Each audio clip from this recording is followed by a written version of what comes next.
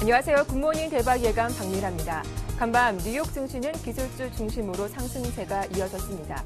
전날 급락했던 애플의 주가가 반등하면서 나스닥 지수가 비교적 큰 폭으로 올라왔고 다우지수와 S&P 500 지수도 강보합권에서 거래를 마쳤습니다.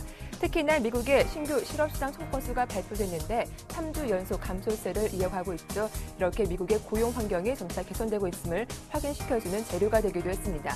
이어서 유럽으로 가보면 유럽 중앙은행이 5개월째 기준금리를 동결한 데다 추가적인 금리 인하 가능성 시사하면서 유럽 주요국 증시가 소폭 강세로 마감하기도 했습니다. 주말 앞둔 금요일장 어떤 이슈들이 있는지 잠시 후에 점검해드리죠. 글로벌 핫 이슈로 돌아오겠습니다.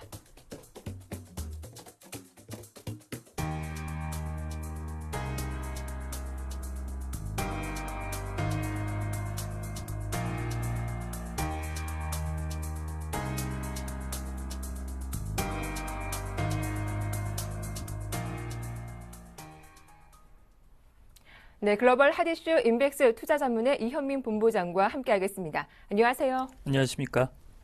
예, 먼저 글로벌 증시 마감 상황부터 살펴보겠습니다. 뉴욕 3대 지수는 강보합권에서 거래를 마쳤고 유럽 증시 쪽에서는 독일 닥스 지수가 5년 만에 최고 수준을 기록했다고 하죠. 그렇습니다. 오늘 뉴욕 증시는 내일 이제 발표되는 노동부의 고용 보고서 이런 부분에 좀 관망 심리가 좀 강했다라고 볼 수가 있겠습니다. 오늘 다우 지수는 0.3% 상승한 13,074를 기록을 했고요. 나스닥은 0.52%가 상승한 2,989로 장을 마감했습니다. S&P 500 지수가 0.33% 상승한 1,413을 기록을 했는데요. 오늘 주간 고용지표가 예상치보다도 낮게 나온 부분도 호조로 작용이 됐고 어제 나스닥 지수의 큰 폭의 시련을 안겼던 애플 주가가 1.57% 반등하면서 좋은 수치로 나온 그런 흐름도 오늘 시장 심리를 좀 안정시켰다라고 볼 수가 있겠습니다. 또한 주말쯤에 토요일과 일요일 날 양당의 대강의 합의안이 나올 수도 있는 그런 기대감도 현재 조금 무르익었다라고 볼 수가 있겠고요. 유럽 증시는 오늘 독일의 닥스 지수가 2008년 1월 이후 최고치를 가져가면서 오늘 영국과 프랑스 증시 대비해서는 상당폭 오르는 수치로 발표가 됐습니다. 영국 FTSE 지수는 0.16%가 상승했고 프랑스의 깍그 40 지수는 0.3%, 독일의 닥스 지수는 1.07%가 오른 7,534를 기록을 했습니다. 2008년 이후 최고치 수준으로 오늘 독일의 10월 공장 주문이 3.9%로 전달보다 상당폭 올라간 점이 오늘 독일 프랑크푸르트 닥스 지수를 크게 올린 원동력이라고 볼 수가 있겠습니다. 네. 앞서 말씀하신 것처럼 미국의 신규 실업시장 청구 건수가 3주 연속 감소세를 보여주고 있습니다. 초대형 허리케인 샌디 충격으로부터 다소 벗어나는 모습을 보여주기도 했는데 내일 발표될 고용 지표 좀 긍정적인 기대 해볼 수 있을까요? 이제 충격은 이제 자꾸 이제 완충이 되겠죠. 네. 예, 지난주 이 시간을 통해서 주간 신규 실업수당 신청 건수가 약 37만 건 정도로 나올 것이다라고 말씀을 드렸는데요. 네. 꼭 그 수치로 발표가 됐습니다. 특히 샌디가 10월 마지막 주에 상륙을 했기 때문에 그 직전 주의 수치가 36만 8천 건 정도라고 본다면 한 달여 허리케인 샌디로 인한 영향이 이제 주간 고용 지표에서는 거의 소멸된 흐름이라고 볼 수가 있겠습니다. 이는 지난 카트리나 때와 비슷한 수치로 나타나서 이번에도 한 달여의 허리케인 영향이 어느 정도 소멸될 것이다라는 내용을 그대로 목도한 수치라고 볼 수가 있겠습니다. 주간 신규 실업수당 신청 건수는 전주 37만 건으로 2주 전 대비해서도 2만 5천 건이 감소를 했고요. 최근에 두 달 샌디가 상륙하기 전에 평균인 36만 5천 건에도 거의 근접한 수준이라고 볼 수가 있겠습니다. 특히 샌디가 상륙했던 미국의 북동부 지역은 미 고용의 14%를 차지하고 있기 때문에 어느 정도 영향권이 있다라고 볼 수가 있겠는데요. 한 달 만에 정상 수준으로 현재 돌아온 수준이라고 볼 수가 있겠습니다. 이런 점에서 이번 고용지표의 내용이 내일 약간의 충격은 있겠지만 노동부의 좀 좋지 않은 이런 고용 보고서 내용에도 투자 심리를 조금 안정시킨 내용이라고 볼 수가 있겠습니다. 내일 이제 미국 노동부에서 비농업 부분의 취업자 수가 발표가 되는데요. 약 10만 명 언저리 수준이나 조금 못 미칠 것으로 보이고 있고 11월 실업률도 8%대에 오를 것으로 예상이 되고 있다가 현재 7.9%에서 안정될 수 있다. 이런 분위기도 감지가 된다라고 볼 수가 있겠습니다. 네, 이런 경제 지표 호재에도 불구하고 상승폭이 그리 크지 않았던 건 역시 재정 절벽에 대한 우려 때문이겠죠. 협상을 놓고 줄다리기가 계속되고 있는데 이제 정말 시간이 얼마 남지 않았습니다. 어떻게 진행될까요? 그렇습니다. 오바마 대통령이 시간이 얼마 남지 않았다. 네. 이런 얘기를 계속 하고 있습니다. 앞서서 이제 잠깐 말씀을 드렸는데요. 의외로 이번 주말에 양당이 큰 줄거리를 합의하는 대전제에는 그 합의가 나올 수도 있는 여지도 좀 있을 것으로 기대를 하고 있습니다.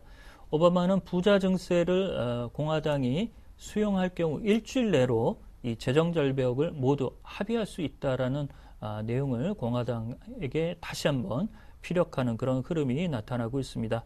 그렇지만 현재 공화당은 부자 증세, 민주당이 주장하고 있는 부분에 대해서는 조금 현재 그 뒤로 꽁무니를 빼는 이런 흐름인데요.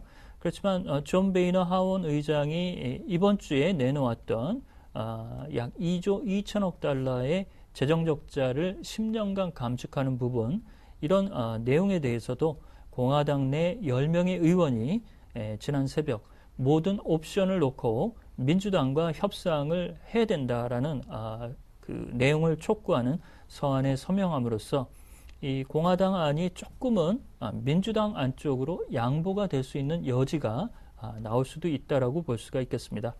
특히 오바마 대통령은 이번에도 또 재계 CEO들과 만찬을 하면서 이게 내가 고집을 부리는 것이 아니라 세수 확대가 필요하고 특히 세수 확대의 대상이 되는 내용들이 부자 증세의 2%의 수준의 국민들에 국한하고 있다라는 점을 다시 환기를 시켰습니다.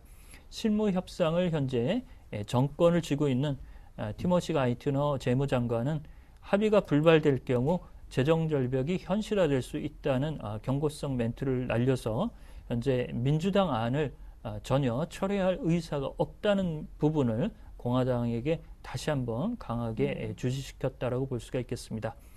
자, 두 양당이 현재 안을 내놓고 있습니다. 진통이 이어지고 있지만 이런 진통 끝에 투자자가 바라는 연내 합의안이 나올 수 있는 가능성도 높아지고 있다고 볼 수가 있겠습니다.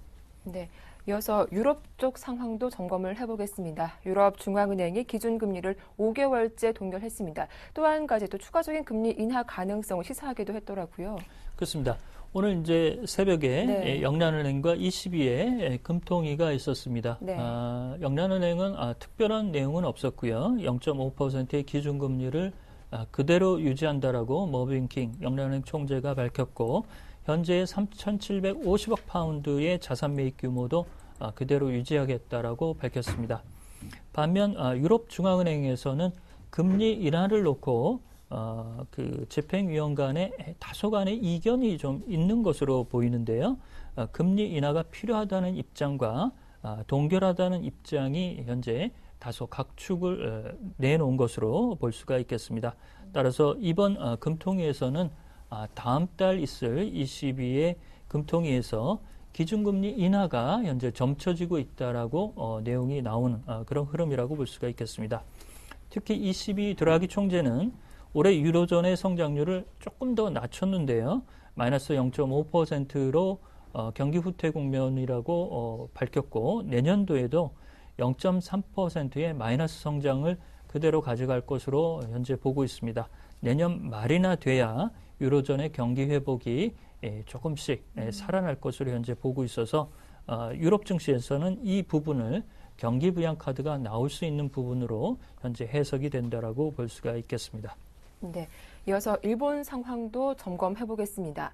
오는 16일 있을 일본 차기 중의원 선거에서 이 자민당이 과반 이상의 압승을 거둘 것으로 예상이 되고 있습니다. 일본 경제 어떤 변화 예상할 수 있을까요? 그렇습니다. 저희가 뭐 지난주였나요? 2주 네. 전에 한번 이 일정을 말씀을 드리면서 현재의 판세 분석 이런 부분을 조금 더 부연을 해드렸는데요. 네. 그 내용에서 크게 현재 변화되지 않고 오히려 더 자민당 쪽의 세가 불려진 것으로 현재 파악이 되고 있습니다. 아사히 신문이 어제 여론조사를 보도를 했는데요.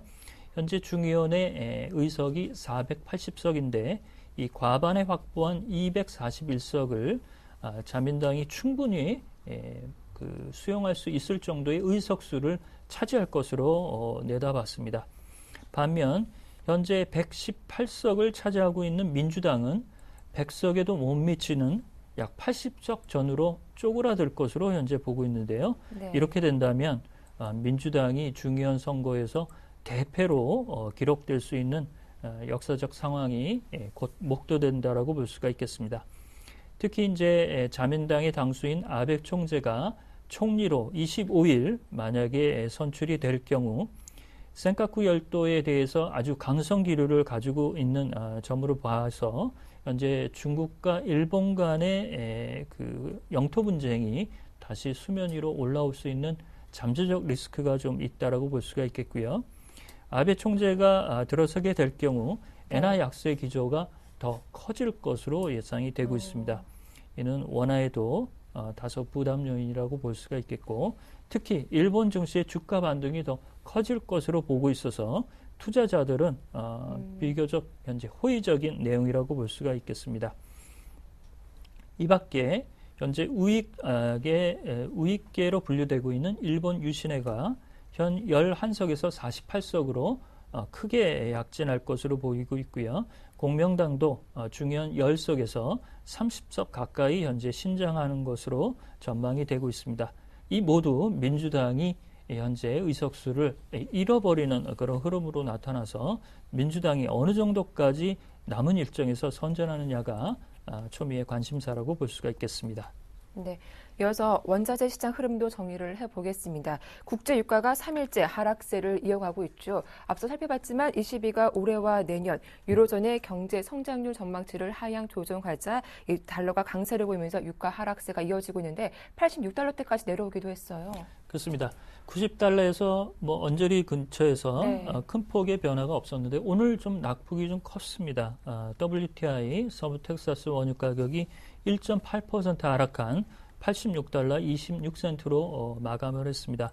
미국의 원유 수요가 조금 줄어들 수 있다는 재정정벽 리스크가 현재 원유 시장에도 어느 정도 이제 녹아 있다라고 볼 수가 있겠고요. ECB의 금통위를 통해서 내년도 그 유로존의 경기 부진 이런 부분도 부정적 요인으로 작용을 했습니다. 이번 주 미국의 원유 수요 재고량은 790만 배럴로 큰 변동은 없었는데요. 다음 주 12일 날 오페크 정례회의가 12일 날 비인에서 열릴 예정입니다. 내년 원유 수요 전망은 올해와 현재 비슷하게 보고 있고 현재 추가적인 그 생산량은 1일 30만 배럴 수준을 추가적으로 더 유지하는 현재 수준을 유지할 것으로 보이고 있습니다. 다만 현재 중동 리스크가 다소 이제 잠복되어 있는데요. 현재 무슬림 형제단의 맏형을 자임하고 있는 이집트의 무르시 대통령이 대통령 권한을 강화하는 법안을 추진하는 부분이 반정부 시위가 커지면서 중동 평화 안정에 중요한 역할을 하고 있는 이집트의 내용이 조금 현재 불안하게 나오고 있다는 점, 이런 점도 유가가 반등하기에는 다소 조금 그 부정적 요소로 현재 나오고 있다라고 볼 수가 있겠습니다. 네. 이렇게 글로벌 주요 이슈들 점검했습니다. 지금까지 인백스 투자자문의 이현민 본부장과 함께했습니다. 도움 말씀 고맙습니다.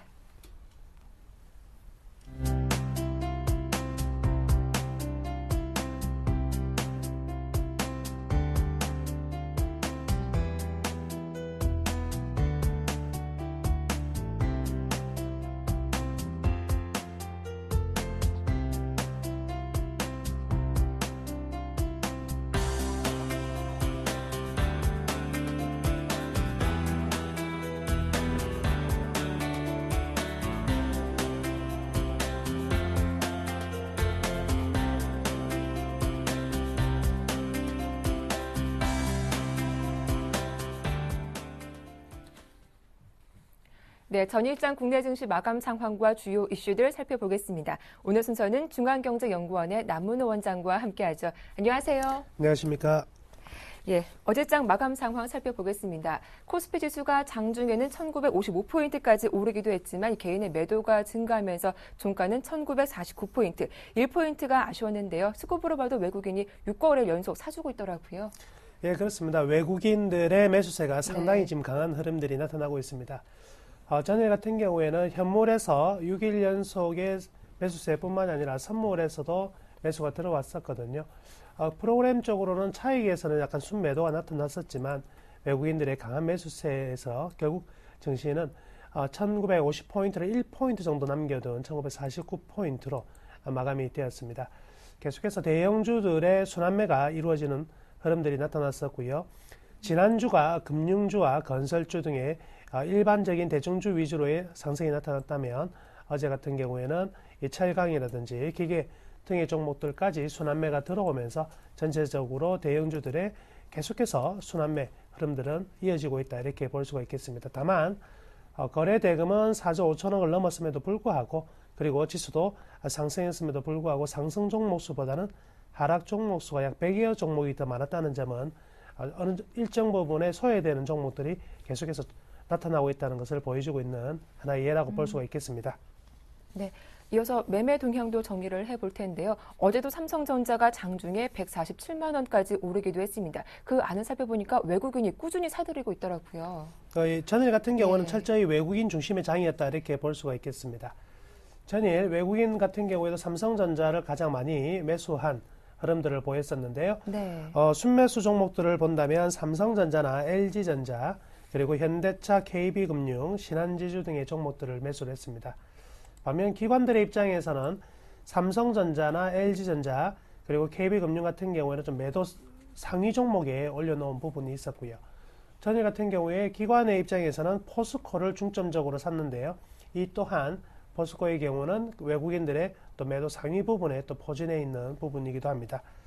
그리고 현대제철, 호남석유, LG화학, 대림산업 등의 종목들을 기관에서는 매수를 했고요.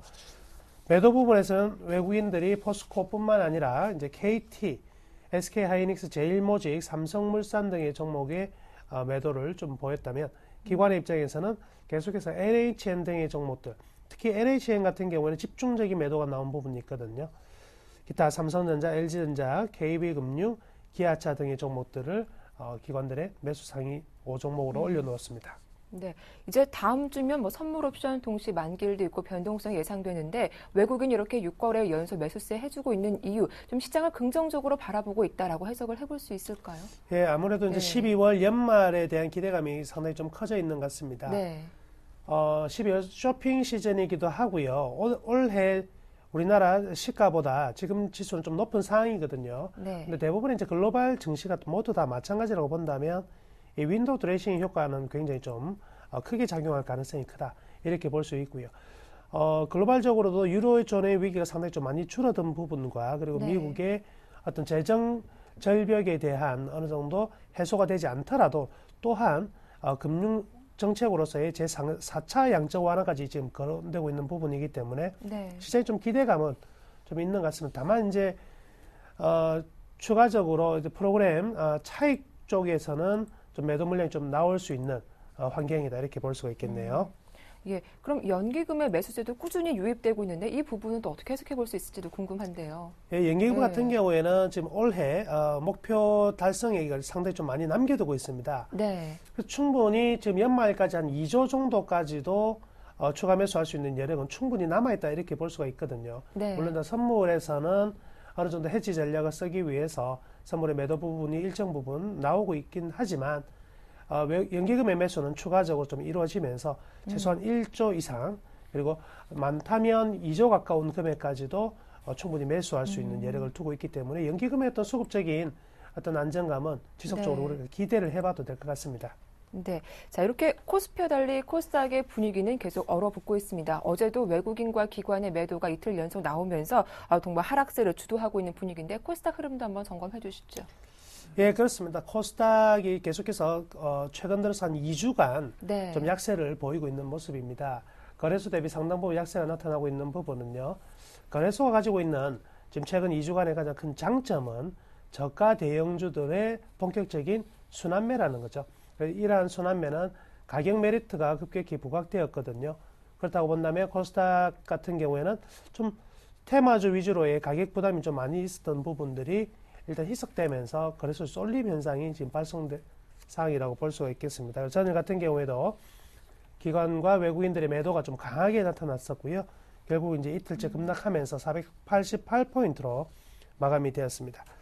특히 코스닥 시장을 이끌어왔던 모바일 게임주나 엔터주 등의 어떤 하락폭이 좀 굉장히 깊었고요. 여기에 문재인 테마주까지 합세하면서 전반적으로 이 코스닥의 심리가 꽁꽁 얼어붙는 흐름들이 나타났다 이렇게 볼 수가 있겠네요. 네. 자, 이어서 코스피 업종별 흐름도 점검을 해보겠습니다. 어제장에서 코스피 업종별 흐름 어땠습니까? 죄송합니다. 네. 아까도 말씀해드렸지만 외국인들은 전기전자 업종을 상당히 좀 많이 매수를 했고요. 네. 금융 그리고 운송 장비업에 대해서 집중적인 매수를 유지했습니다. 반면 기관의 경우에서는요. 철강이나 화학을 매수했지만 전기전자나 이 금융업 등을 매도를 하게 됐는데요. 이러한 흐름들 속에서 외국인들의 매수세가 상당히 많았기 때문에 이 철강 금속이라든지 건설, 기계, 은행, 의료 정밀업 등이 이제 강세를 보였고요. 반면 의약품이라든지 전기, 가스, 음식료품, 통신업, 서비스업은 약세를 보인 하루였습니다. 네. 전일장 좀 특징주도 좀 볼만할 것 같은데요. 네. 전일장의 가장 큰 특징주 중에서 거래소에서는요, NHN 같은 종목이 급락하는 흐름들이 나타났습니다. 예.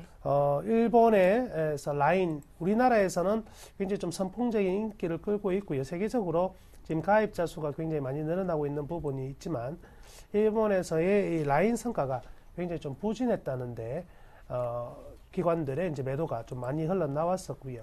네.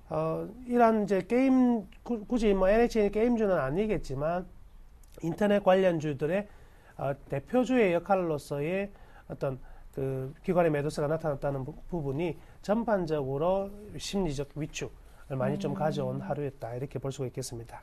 네. 자, 이어서 앞서도 말씀해 주셨지만 철강주가 어제 또 강세를 보여주기도 했습니다. 아무래도 중국 경기 부양에 대한 기대감도 반영이 되는 게 아닌가 싶기도 한데요. 오랜만에 뭐 현대제철과 포스코가 강세를 이어갔더라고요. 예, 맞습니다. 이제 중국 경기 부양에 대한 기대감들 충분히 살아 있고요. 네. 이 전반적인 글로벌 경기가 회복되는 과정에서 제일 먼저 1차적으로 이 상승하는 부분이 소재와 산업재 부분이 되거든요. 네. 그다음에 해운뿐만이 아니라 철강 그리고 화학, 기계, 조선으로 이어지는 이런 소재 산업군에 대해서 전반적인 내년 경기 전망이 굉장히 밝다는 것이죠. 그 출발선상이 이제 철강 업종이 될 것이고요. 최근 BDI 지수가 다시 한번 좀 상승세가 좀 강하게 돌아서고 있는 모습이 나타나고 있는 상황이거든요. 네. 이러한 부분은 BDI 지수와 가장 밀접한 부분은 바로 철광석 가격, 그리고 석탄 가격, 곡물 가격, 그리고 해운 운임이거든요. 따라서 최근 이 한준해운 같은 종목들의 강세가 굉장히 두드러지고 있는 가운데 일단 철강 업종까지 확산되는 일련의 흐름이 나타났다. 이렇게 볼 수가 있겠습니다. 네. 자, 이어서 코스닥의 업종별 흐름도 정리를 해볼 텐데요. 그동안 강세를 보여줬던 업종이었죠. 대표적인 놀자주였던 뭐 엔터테인먼트 관련주, 게임주. 어제도 줄줄이 급락세가 이어졌어요. 예, 맞습니다. 아무래도 이제 가격 부담이 가장 네. 큰 부분인 것 같습니다. 그리고 대안이 없다면 이들 네. 종목에 대해서 추가적으로 계속 매수를 한다든지 보유를 하겠지만은 거래소 순환매가 좀 가속화되기 시작하니까 차익 실현 욕구가 굉장히 강해졌다 이렇게 볼 수가 있겠는데요.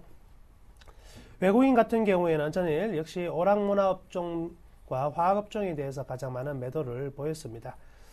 기관의 입장에서는 IT 소프트웨어 서비스라든지 그리고 IT 하드웨어, 오락문화업을 동반적으로 매도를 했는데요. 역시 오락문화, 엔터테인먼트 등의 부분들은요.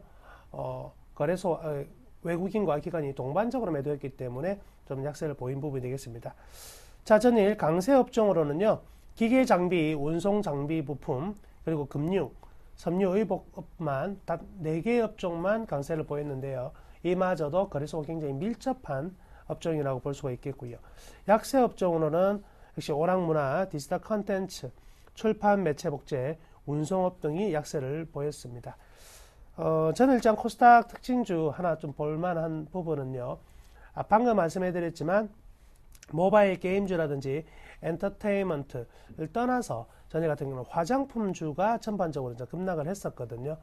물론 거래소 화장품도 있고요. 네. 코스닥 화장품도 있겠지만 에이블 CNC 같은 경우에 굉장히 좀 큰 폭으로 이제 하락을 했습니다. 자, 아무래도 공정위 규제에 대한 이제 불안감들이 좀 계속되고 있는 부분인데요. 공정거래위원회에서는 지점들에 대해서 불공정 행위를 하고 있는지 확인을 하는 작업을 이제 1, 4분기까지 좀 계속 해 나가겠다는 내용이 나오면서 이 화장품업 전반적으로 좀 많이 떨어진 부분이 있습니다. 또한 이 화장품주들 보면은 상당 부분 좀 상승한 부분이 좀 굉장히 많았었거든요.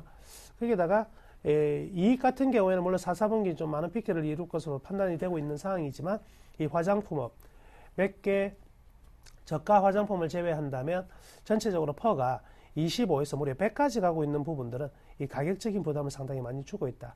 이런 부분에서 좀 매도세가 많이 나타났었고요. 에이블 CNC 같은 경우에는 이틀째 급락하는 흐름이 전일 나타난 점은 아주 좀 특징적인 부분이라 할 수가 있겠습니다. 네, 사실 화장품주는 중국 관련 내수주로 분류되기도 했었는데 이 중국 경기 부양 기대감이 나온다면 좀 조정이 나올 때 매수해보는 건 어떨까요? 충분히 이제 매수의 어떤 그 매력은 있다고 봅니다. 네. 그렇지만 단기적으로 일단 급락이 나온 부분이 일정 부분 기술적으로 이제 소화해 나가는 과정이 필요할 수 있거든요. 그래서 그간 좀 최근에 많이 상승을 했던 이제 아모레 관련주들 그리고 에이블 CNC, 코스맥스 등의 종목들이 추가적으로 하락한다면 일단 지금이 추세적으로 완전히 하락되었다고 보기는 좀 힘든 상황이거든요.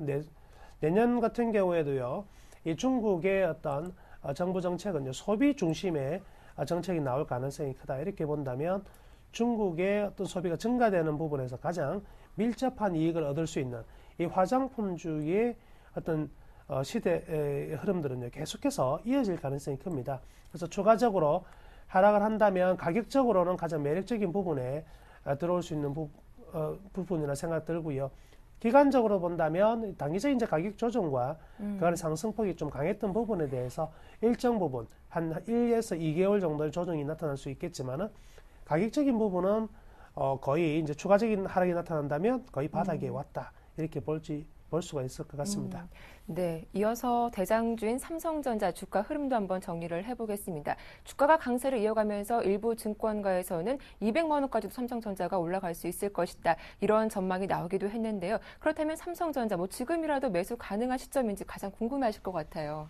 예, 삼성전자 같은 경우에는 제일 판단하기 어려운 종목일 수 있습니다. 우리나라 증시를 어떤 그 가장 큰 비중을 차지하고 있는 부분인데요. 네. 삼성전자는 기업만으로 분석하기 굉장히 힘든 이유가 이 선물, 파생 상품과 결합이 되어 있는 부분이 있거든요. 그래서 일반적인 기업만 분석으로는 어떤 단기적인 가격 예측은 거의 불가능하다 이렇게 볼 수가 있고요. 대외적인 변수도 굉장히 좀 큰 부분이 많기 때문에 역시 삼성전자에 대한 어떤 리포트는 서로 상반된 경우가 굉장히 많습니다. 좀 조심해야 될 부분은요. 기관들이 대거 이러한 목표 가격을 상향하는 부분에서 조정이 좀 자주 나타난다는 점을 우리는 좀 고려를 해봐야 될 부분인 것 같습니다. 그리고 피겨 라운드 금액, 즉 뒤에 0이 많이 붙는 금액대에서는 좀 강한 가격적인 저항과 지지가 되고 있는 부분이 있거든요.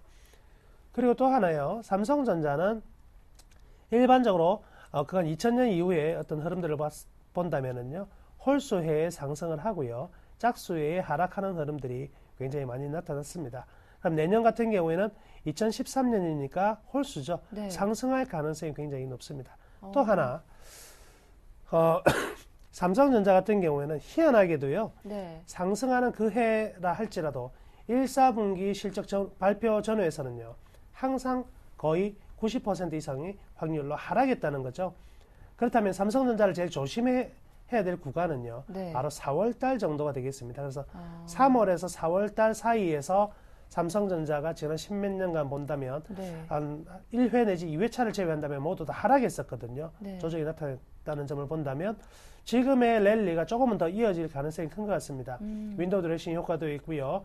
장애에 대한 어떤 기대감 그리고 4, 4분기 실적에 대한 기대감이 겹쳐지고 있고요. 또한 이 반도체 가격 또한 통상적으로 12월 달에 낸드 플래시 또는 DRAM 가격 둘 중에 하나는 어떤 상승을 하는 흐름들을 보여왔었거든요.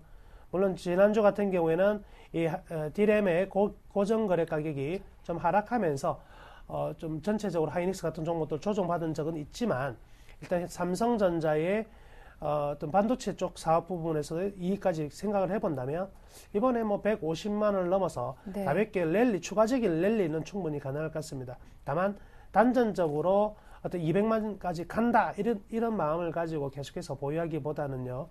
타이밍적으로 3월에서 4월 되기 전에 일정 부분 고점이 형성될 가능성이 크고요. 실적 발표되는 시점에서는 주로 주가가 미리 하락을 해 있든지 또는 네. 그때부터 하락하는 경우가 많았다는 점을 우리가 좀 기억을 해둘 필요가 있을 것 같습니다. 네, 이미 삼성전자 올해 한 37% 이상 강세로 올라온 바 있는데 내년에도 추가적인 상승 가능성이 있다는 점만 한번 참고해 보시면 좋겠습니다. 이어서 오늘의 한 줄 전략 들어보도록 하죠. 선물 만기까지가 이제 한 주가 남았습니다. 네. 아무래도 선물 만기에 가장 큰 부담이 되는 부분은요. 매수 차익 잔고, 프로그램 잔고가 어느 정도 남아있느냐가 부담이 되는 부분인데요. 네. 지금 상당히 많이 남아있습니다.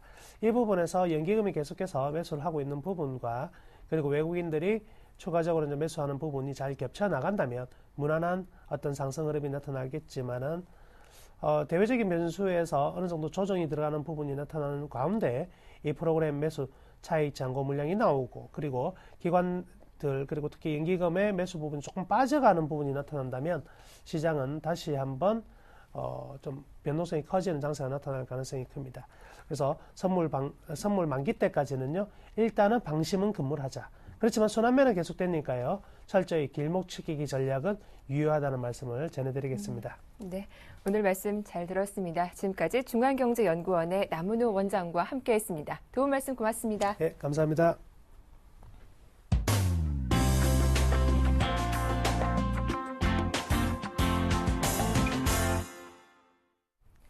네, 이어서 평택총론 정호영 전문가와 함께 오늘장 승부 전략 짜보겠습니다. 전문가님 만나보죠. 안녕하세요.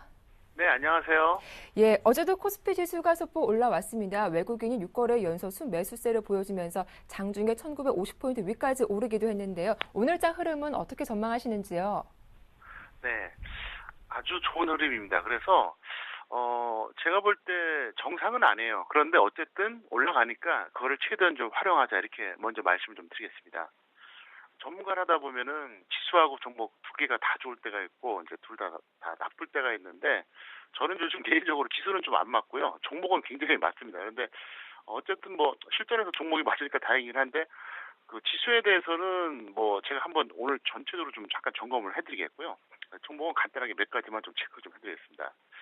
자, 일단 이렇게 보시면 되겠습니다. 일단 단기적으로는요, 제가 보기에 과열로 1950선 전후의 고점이 한번 기록되지 않을까 이렇게 보고 있습니다. 그래서 일단 그거는 차트로 다시 설명드리겠고요. 그 다음에, 만약에, 여기서 이제 단기적으로 계속 오른다면, 추가 상승한다면 좀 약간 속도가 느릴 것 같고요. 하락할 경우는 좀 빠르다 이렇게 볼 수 있겠습니다. 그리고 중기적인 전망에 대해서는, 종가 기준으로 1975에서 1925선을 보고 여러분들이 추세를 다시 한번 결정해보자 해서 제가 수정해서 전달해드리겠습니다. 왜 그러냐면 아무리 생각해도 현재 정상은 아니에요. 그런데 일단은 객관적으로 오르는 지수를 거역할 수는 없습니다. 그래서 일단 1975선이 종가 기준으로 돌파되던가 1925선이 종가 기준으로 이탈되면은 그때는 일단은 수정했어요. 나중에 다시 바뀔 땐 바뀌더라도 왜 그러냐면 지금 비정상은 맞지만 너무 강하다는 거예요. 그래서 일단 이렇게 말씀드릴 수밖에 없고요. 그다음에 삼성하고 애플 소송 관련된 거는 이제 언론사마다 지금 다 일정이 틀린데 오늘은 좀 어려울 것 같다 이렇게 말씀드리겠습니다. 자, 차트 잠깐 보시겠는데요. 현재 보시면 왜 자꾸 제가 비정상이라고 그러냐면요. 코스피 지수 보면 굉장히 좋아요. 누가 봐도 좋죠? 1950선 전에서 움직이잖아요. 환상적인데 자, 그럼 이번에는 뭘 보시느냐? 바로 코스닥을 잠깐 보시겠습니다. 코스닥은 또 최악이에요.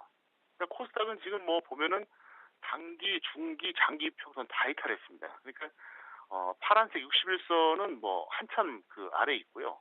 예, 현재 지수가 그다음에 빨간색 121선 아래에 있고 그다음에 241선도 아래에 있습니다. 그리고 이제 검은색 21선마저 아래에 있기 때문에 코스닥은 한마디로 말해서 지금 또 최악이에요. 근데 이번에 보시면은 코스피는 어때요? 너무 좋죠. 왜 이런 괴리감이 나올까요? 이유는 하나입니다. 좀 심하게 표현하자 그러면 삼성전자가 전기전자를 올려줍니다. 현재 보면 삼성전자가 굉장히 좋잖아요. 그래서 전기전자가 이렇게 보시다시피 어떻습니까? 네, 현재 이게 전기전자거든요. 거의 똑같죠.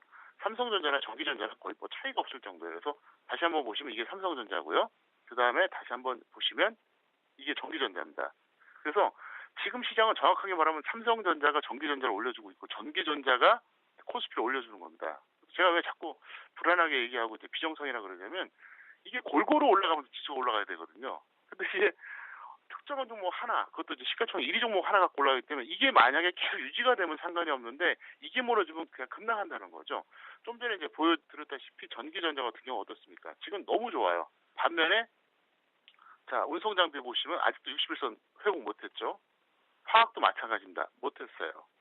철강금속도 마찬가지예요. 그래서 어쨌든 정상은 아니다. 다만 거역하지 말자. 그래서 다시 한번 자막을 통해서 설명드리면 일단 단기적으로는 1950선 전후가 고점 가능성은 농후하다고 여전히 보고 있습니다. 다만 여기서 이제 추가 상승도 나오겠죠. 예를 들어서 그러면은 이제 좀 속도가 느리고 하락할 때 되게 빠를 것이다 이렇게 볼 수 있겠고요. 그다음에 중기적으로는 어쨌든 1975선과 1925선으로 추세 결정하죠. 왜 그러냐? 그 정도로 라인이면은 이게 뭐 다른 걸 다 떠나서 일단 객관적으로 너무 강력하기 때문에 거기에 맞추자는 쪽이 이게 되겠고요. 자, 그다음에 이제 올해 그 지수 흐름에 대한 시장의 좋은 내용을 간단하게 정리해드리겠는데요.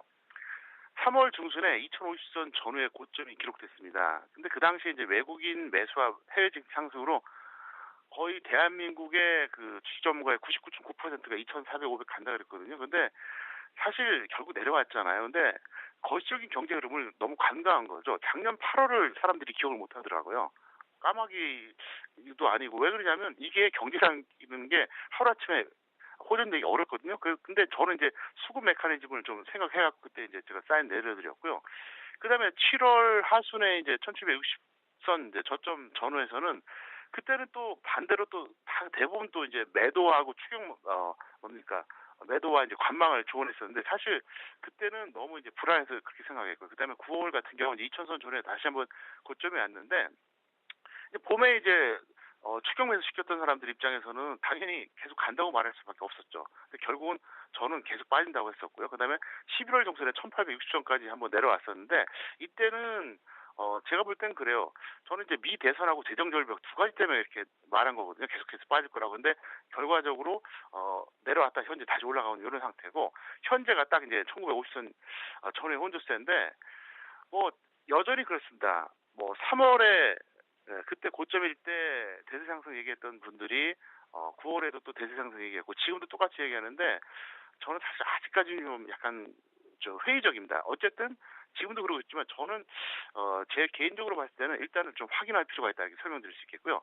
개인 투자자 선호 종목 제가 계속 세 가지 말씀드리고 있잖아요. 기아차, SM, 안랩인데요. 어쨌든 이거 같은 경우에도 큰 무리가 없다 그러면 기존의 전략대로 그대로 유지해 주시길 부탁드리겠습니다. 네, 이어서 오늘의 대응 전략 들어볼 차례인데요. 주식 비중 먼저 설명해 주시죠. 네, 이렇게 하세요. 1925선을 왜 자꾸 말씀드리냐면요. 네. 1925선만 유지가 되면은 그냥 계속 끌고 가도 돼요. 왜 그러냐면은 그래서 아마 1925선 이후에 계속 여러분들이 비중을 좀 높이셨을 겁니다. 아직까지는 뭐 크게 높일 타이밍은 아니지만 일단 1925선이 지지가 되면 최소 25에서 50은 하세요. 근데 왜 자꾸 50 이상을 말을 안 하냐면 뭐 잘 아시겠지만 시청자분들이나 박명래 씨도 잘 아시잖아요. 제가 정말 모두가 던지라 그러고 관망하라 그러는 시점에서 오히려 100% 사인 내는 성격이잖아요. 근데도 왜 제가 50 이상을 얘기를 안 하냐면 불안해서 그런 거예요. 그래서 일단은 그 정도만 해도 순환매 되니까 하시고요. 1925선 무너지면 완전히 이제 정리해 주시기 바라겠습니다. 그다음에 방위산업주가 이제 그 다음 주에 아마도 그 북한이 로켓 발사할 것 같은데 실전에서 저는 이제 고점하고 저점 다 잡아드렸는데 어쨌든 여러분들이 이제 단기로만 대응해 주시기 바란다 설명드리겠고요. 무리하지 마시고 지금은 그냥 종목 순환매로 그냥 적당히 일단은 활용하시길 바라겠습니다. 네, 또 내일이죠. 교육 강의 준비하고 계신데요. 자세한 설명 부탁드릴게요. 예, 오늘이 신청일 마지막일입니다. 네. 오늘 신청을 안 하시면 아마 내일 강의가 안 되는데요. 저는 어쨌든 오신 분들에게 그동안 보여드렸던 모습, 그러니까 제가 뭐 무료 강연 때도 그러잖아요. 온 사람들 바보 만드는지 알겠다고 뭐 홍보나 하고 뭐 이상한 헛소리나 하고 그런 강의는 안 한다는데 이거는 차원이 더 다르죠. 당연히 오신 분들이 야, 이 폭설에 내가 오길 정말 잘했다 그런 생각이 들 정도로 제가 최선을 다해서 진정성 있는 강의를 전달해 드리겠습니다. 네, 오늘 말씀 잘 들었습니다. 고맙습니다. 네, 감사합니다. 지금까지 평택총룸 정호영 전문가와 함께했습니다.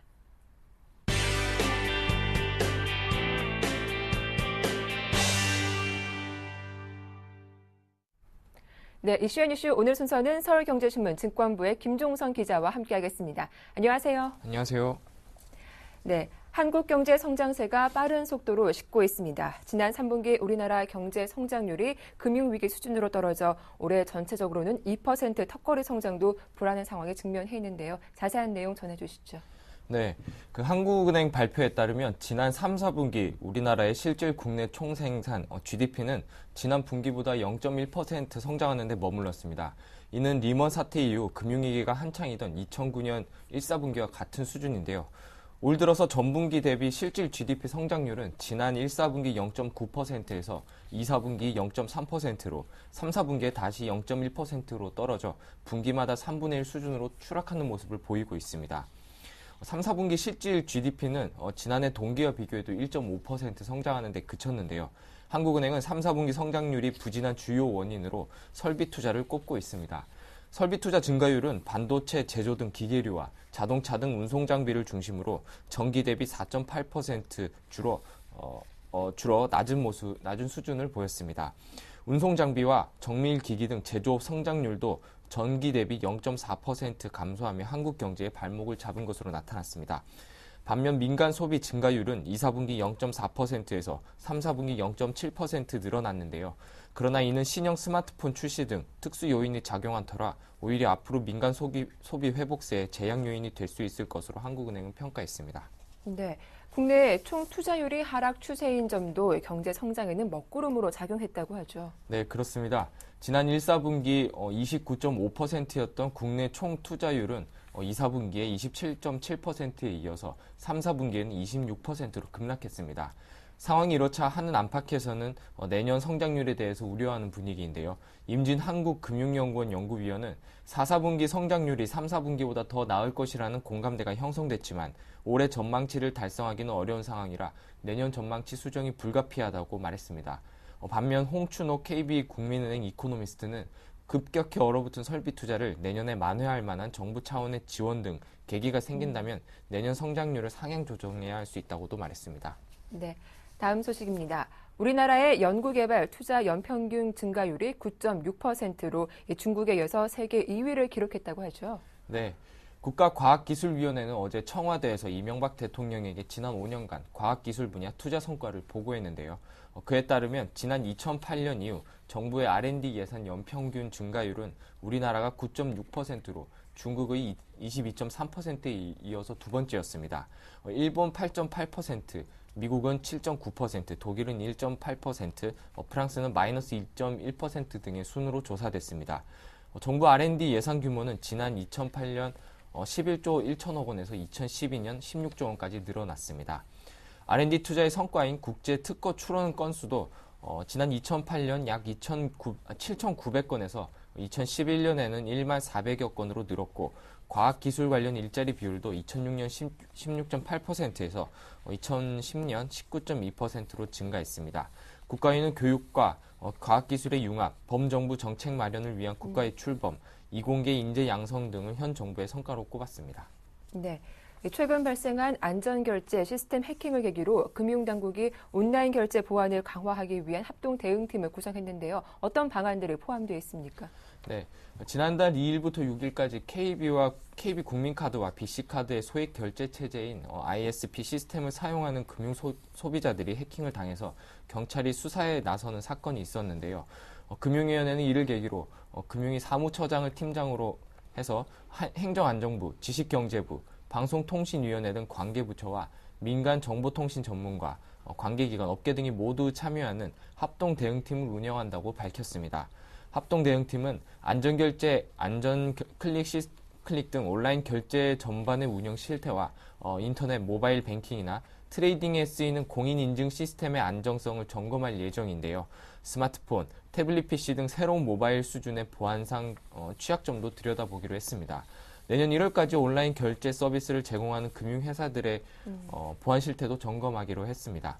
금융위는 금융 관련 IT 사고를 예방하고 책임을 강화하기 위해 최고 경영자는 매년 정보 보호 계획에 자필 서명을 하고 확인하는 방안도 추진 중입니다. 네. 이슈앤이슈 오늘 순서는 서울경제신문 증권부의 김종선 기자와 함께했습니다. 도움 말씀 고맙습니다. 네. 예, 굿모닝 대박 예감 1부 순서는 여기서 마치겠습니다. 저희는 잠시 후 2부로 다시 인사드릴게요. 고맙습니다.